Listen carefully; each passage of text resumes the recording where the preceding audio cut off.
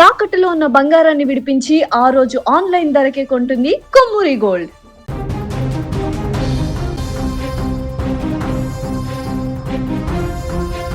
విశాఖలో ఘోర రోడ్డు ప్రమాదం చోటు చేసుకుంది. ఇవాళ తెల్లవారుజామున ఆనందపురం అనకాపల్లి జాతీయ రహదారిపైన గండిగుండం సమీపంలో జరిగిన ఈ ప్రమాదంలో 4 స్పాట్లోనే చనిపోయారు.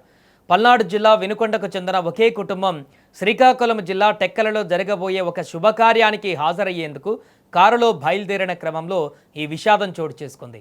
బాధితులు ప్రయాణిస్తున్న కారు ఆనందపురం పరిసరాలలోని గండిగుండం వద్దకు చేరుకోగానే ఒక్కసారిగా అదుపు తప్పి ముందు వెళ్తున్న లారీని బలంగా ఢీకొట్టింది.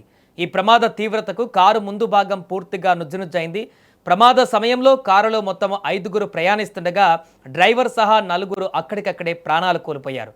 ఈ ఘటనలో నర్సరావుపేట ఎమ్మెల్యే పిఏ చంద్రశేఖర్ తీవ్రంగా గాయపడ్డారు. కాగా మరణించిన వారిలో చంద్రశేఖర్ కుమారుడు కూడా ఉన్నట్లు సమాచారం. ఇక ప్రమాదం జరిగిన వెంటనే స్థానికులు పోలీసులు స్పందించి సహాయక చర్యలు చేపట్టారు.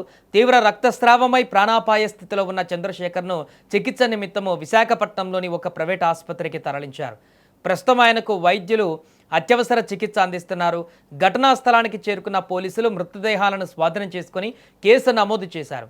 కారు డ్రైవర్ నిద్రమత్తులోకి జారుకోవడం వల్లే ఈ ప్రమాదం జరిగిందా లేక మరేదేమైనా సాంకేతిక లోపం ఉందా అనే కోణంలో పోలీసులు ఇప్పుడు విచారణ జరుపుతున్నారు. విశాఖపట్నం ఆనందపురం సమీపంలోని గండిగుండం వద్ద జరిగిన రోడ్డు ప్రమాదంలో ఇప్పుడు 4 మృతి చెందిన పైన మంత్రి అచ్చెన్నాయుడు తీవ్ర దిగ్భ్రాంతి వ్యక్తం చేశారు. శుభకార్యానికి వెళ్తుండగా ఇలాంటి విషాదం చోటు చేసుకోవడం ఎంతో బాధాకరమన్నారు. ప్రమాద ఘటనపైన విశాఖపట్నం జిల్లా అధికారులతో ఫోన్లో మాట్లాడి వివరాలు తెలుసుకున్నారు.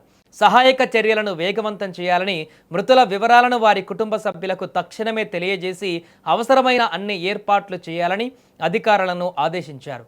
అలాగే ఈ ప్రమాదంలో తీవ్రంగా గాయపడిన వారికి మెరుగైన వైద్య చికిత్స అందించాలని మంత్రి అచ్చెన్నాయుడు అధికారులను ఆదేశించారు. ఇక ఇదే ప్రమాదం పైన జిల్లా ఇన్ఛార్జ్ మంత్రి ఢోలా శ్రీ బాల వీరాంజనేయ స్వామి దిగ్భ్రాంతి వ్యక్తం చేశారు. శుభకార్యానికి వెళుతూ ప్రమాదం బారిన పడి ప్రాణాలు కోల్పోవడం అత్యంత విచారకరమని అన్నారు. మృతుల కుటుంబ సభ్యులకు తన ప్రగాఢ సానుభూతిని తెలిపారు. మృతుల కుటుంబాలకు ప్రభుత్వం అండగా ఉంటుందన్నారు.